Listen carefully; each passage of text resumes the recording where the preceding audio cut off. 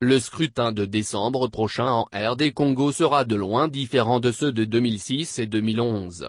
À cause du seuil de représentativité nationale fixé à 1% dans la nouvelle loi électorale, nul candidat ne saurait se présenter sous l'étiquette indépendant. Il en est de même pour les partis politiques. En tout cas, aucune formation politique ne peut prétendre l'emporter en cavalier solitaire.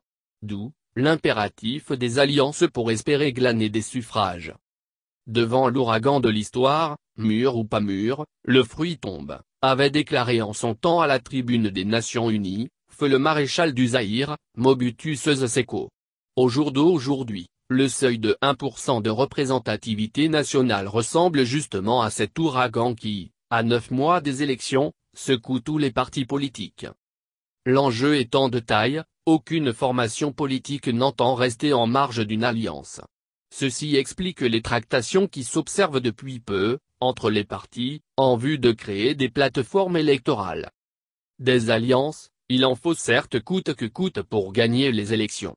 Mais encore faudrait-il tenir compte du poids politique réel de chaque partenaire. Le scénario met désormais sur scène des partis politiques phares qui prennent l'initiative et qui traînent les autres, petits. Rien à faire, si cela procède de la réelle politique bien de chez nous. Cependant, au-delà de l'idéal de mener la bataille électorale ensemble en vue d'une victoire certaine, ces nouveaux mariages annoncent une guerre de leadership. Une bataille aux cornes des autorités morales. Surtout lorsqu'il s'agira du partage des postes après la victoire. Si hier, le jeu se jouait entre les chefs des partis, on doute fort que les choses se passent d'une autre façon dans les jours à venir.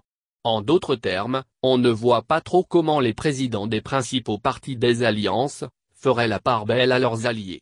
Trêve de supputation. Bien négocier la dénomination. Il est notoirement connu que tous les partis n'ont pas le même poids politique. Un simple exercice de comptage manuel du nombre de députés nationaux de chaque parti à la chambre basse du Parlement, issu des élections de 2011, pourrait s'avérer plus édifiant.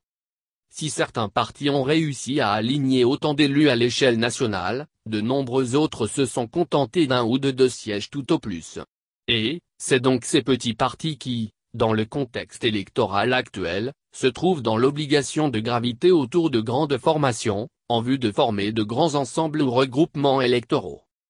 Que les partis politiques comme le PALU du patriarche Antoine Gizanga, Lutte de feu Étienne Tshisekedi, le MLC de Jean-Pierre Bamba Gombo, l'ON de Vital Kamerhe, le PPRD, l'AFDC de Modeste Bahati, se prévalent légitimement de la paternité des plateformes électorales, cela semble rentrer dans l'ordre naturel des choses.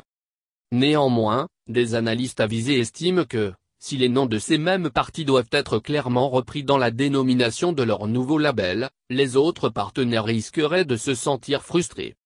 Et, pour contourner le problème, l'idéal serait de donner à ces plateformes politiques des noms qui ne renvoient pas clairement à tel parti ou tel autre. L'illustration parfaite est celle de l'Alliance pour la majorité présidentielle, AMP, en 2006, avant sa mue en 2011, en majorité présidentielle, MP. Pourtant, le Parti du peuple pour la reconstruction et la démocratie, PPRD, était et l'est encore à ce jour, la première force politique de la coalition au pouvoir. À ce titre, le PPRD pouvait faire en sorte qu'en lieu et place de l'ampoule de la MP, la plateforme électorale de soutien à la candidature de Joseph Kabila à ces 2 scrutins antérieurs soit appelée PPRD et alliés. Si déjà, certains partis politiques identifient leurs alliances par rapport à leur nom, plus d'un observateur pense que cela voile quelque peu l'intention des pères fondateurs desdites cartels après le scrutin. Et aussi, on verrait très mal comment un grand parti accepterait d'être appelé allié d'un autre parti, au seul motif que c'est ce dernier qui a eu l'initiative de créer la plateforme. À supposer que le MLC, le PALU et l'UD se soient mis d'accord sur la création d'une coalition électorale à l'initiative du PALU. Les 2 autres se sentiraient-ils à l'aise d'opérer dans l'ombre, comme c'est le cas d'une plateforme qui s'appellerait UP Alliés? Dans l'opinion, cette dénomination donne l'impression que la plateforme est avant tout une propriété du parti politique auquel renvoie le nom et que les autres, alliés, n'y jouent qu'un rôle de second rang. Voilà pourquoi, il est indispensable que la dénomination d'une plateforme soit bien négociée par les membres qui la composent.